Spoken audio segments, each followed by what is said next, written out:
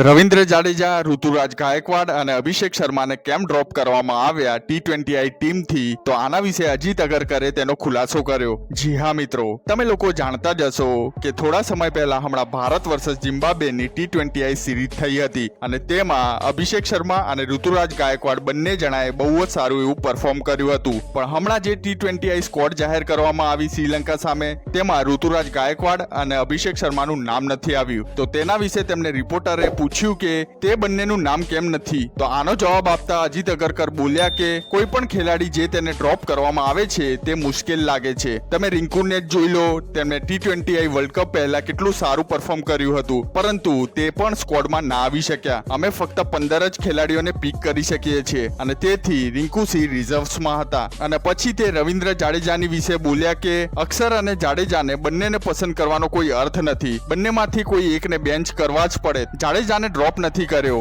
ટેસ્ટની લાંબી સિઝન આવી રહી છે. તો મિત્રો, આના ઉપર તમારો શું મંતવ્ય છે? વિડીયોને લાઈક કરી મને કમેન્ટ્સમાં જરૂર જણાવશો. સાથે અમારી ચેનલને સબસ્ક્રાઇબ કરી લેજો, જેથી કરીને તમને આવા ક્રિકેટના લગતા સમાચાર મળતા રહે.